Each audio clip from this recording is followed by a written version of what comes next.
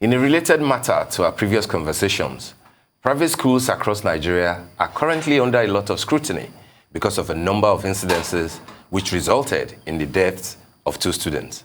First was Sylvester Oromoni Jr., who died under questionable circumstances after he was allegedly tortured by fellow schoolmates at Darwin College here in Lagos. And just last week, Nigerians woke up to the horrific news about the abduction and murder by a school proprietor of Hanifa Abubakar, a 5-year-old pupil of a private school in the northern city of Kano. Against the backdrop of the International Day of Education, which was commemorated on January the 24th this morning, we are now being joined for a conversation by Modupe Adeyinka-Oni, founder and executive director of Standard Bearers School Lekki, Lagos, about the relationship between private schools and students, parents, and government, and of course, what must be done to foster greater security around the physical and psychological well-being of minors on Nigerian education facilities. You're welcome to the program, madam. Thank you very much for having me. Good to have you. Good morning. Good morning. All right, let us start from the very obvious one. How will you describe the relationship between private schools in Nigeria and parents of students? Are there still PTAs? Are they still functional? Are they still useful? Well, the relationship between parents and the school, I think over the years, perhaps has been compromised a bit because everybody is being driven by one thing. Parents choose their schools, and the focus has always been on the academic side. It's always been on results. And school owners have also made that a priority to deliver results. And so both sides has missed this very important aspect, which is the care of the child. And for someone who has been in education for almost 4 decades, I have seen the role of the parent change as the economies and the need for parents to actually go out there and do a lot more for their families. I have also seen schools, finding it difficult because there's this myth that private schools make a lot of money. And so in the process of trying to balance income and expenditure, because I think we're one industry where almost 80 to 85% of what comes in is actually expended. There is a drive for the business side of it, and we've lost empathy.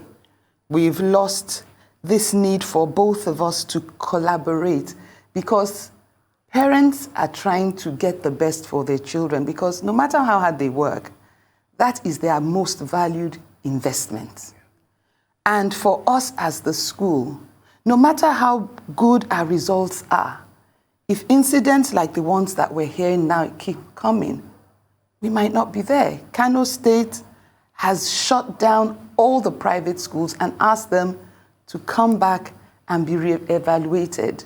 So I think this is a good time for us in Nigeria. It's a shaking in the entire sector, and we'll be foolish on both sides not to understand that we need to come together now. We need to make it work together for the good of these children. Absolutely.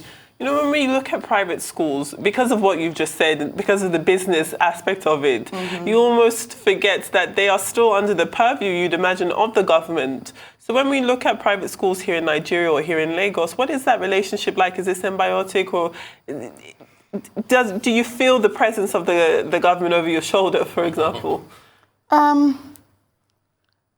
Again, the whole business of private schools is a tripartite. Government is key to whatever goes on in our schools. Take, for example, during COVID. Because we're private schools, we really got no benefits from anybody. Because we're a private school and people pay fees, everybody feels we have more than enough.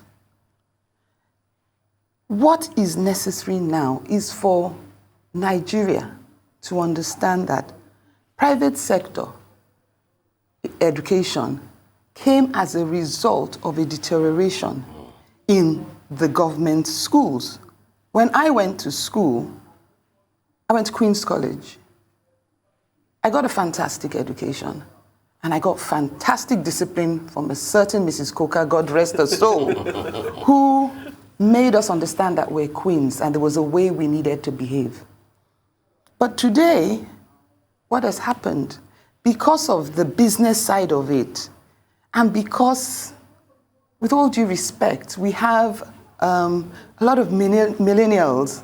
Millennials are knowledgeable, they know what they want, they are forthright, and they have a larger purse.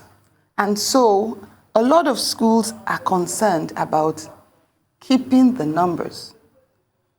And it is necessary to keep the numbers because we won't exist if we don't have the numbers. But at the same time, we need to keep the numbers by looking after these children. And the only people that can help us is government. After Sylvester's passing, God rest his soul, and my heart goes out to his mom, his father, and even to Hanifa. It's been difficult, but Quality Assurance did something. They invited private schools into a webinar where they talked about policy, and they made us understand that we needed to go back and review our policies. They gave us guidelines. They brought an external facilitator from the UK to walk us through the whole process. And I believe right now that every school is sitting down trying to work out the policies. And I think most important is this safeguarding and the abuse and all that.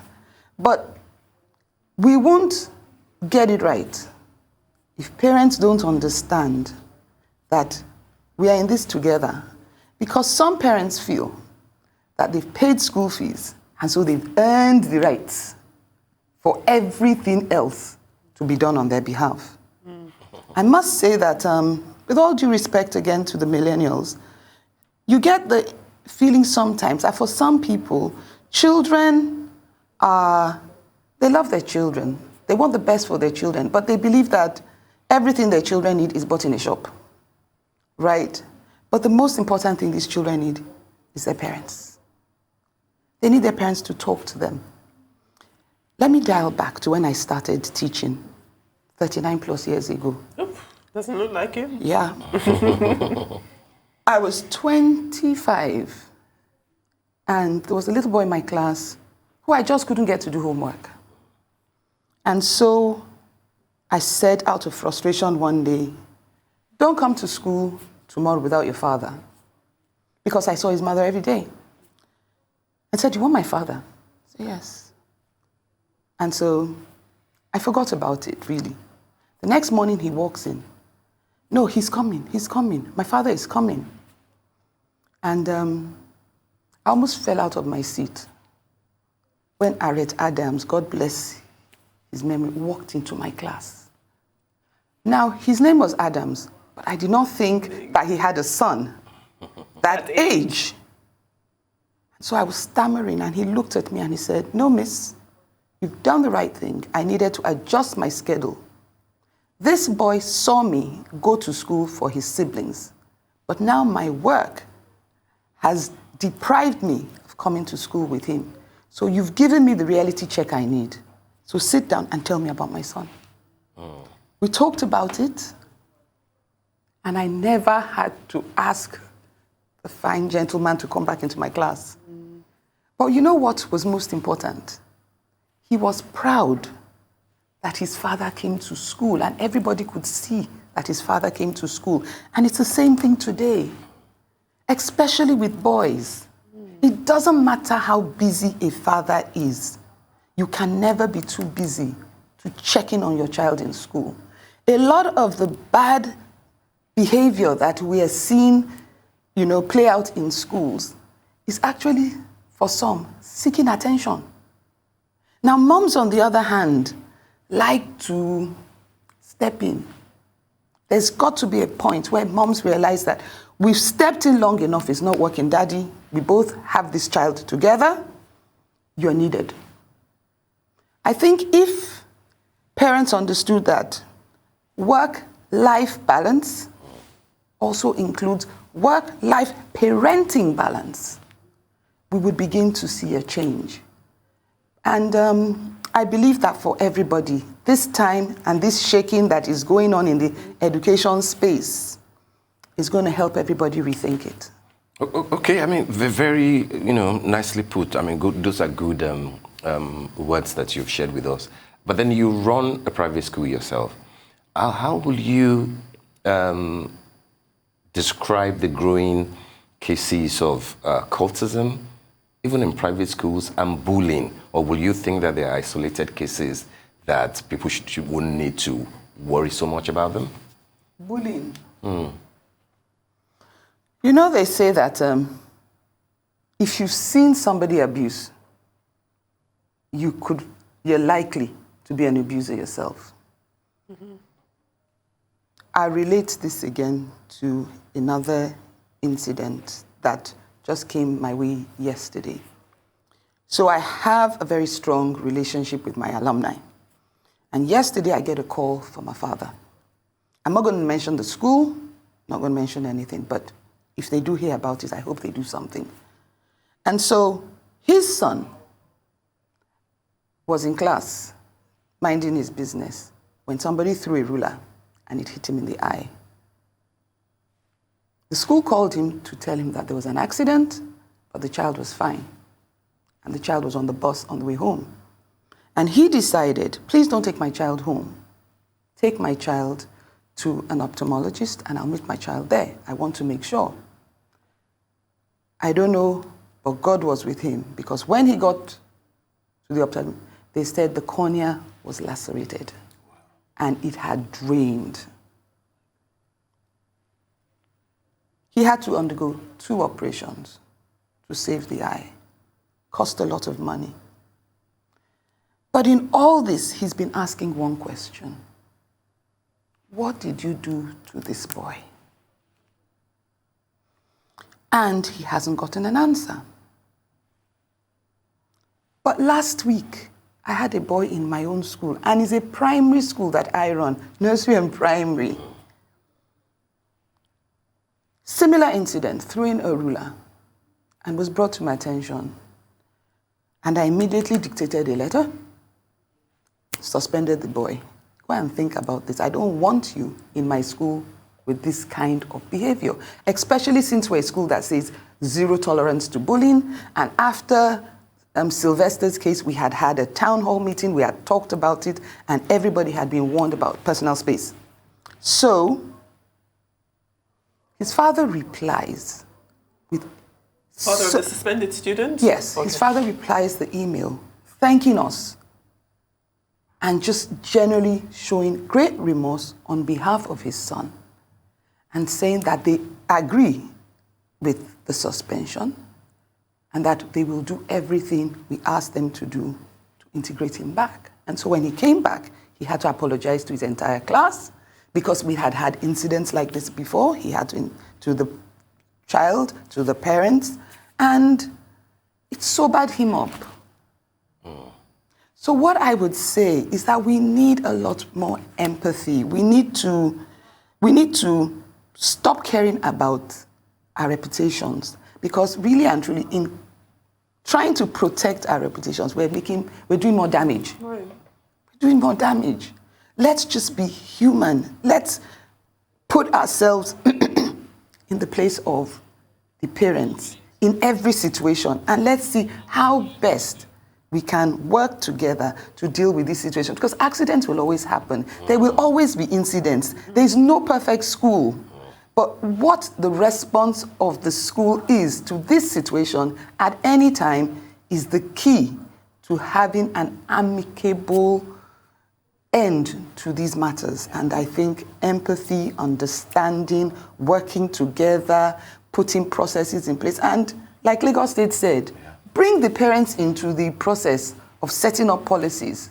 We're doing that right now, so Yes, you've Yeah, actually answered the question because, sometimes you wonder, kids will always be kids.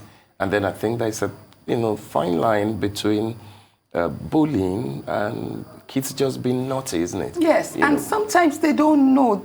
Children will test the limits because television, internet, and everything there teaches them to test the limits. So we're talking about gangs in school. Yes. Gangs are in every program that they're watching. It's true. It is true.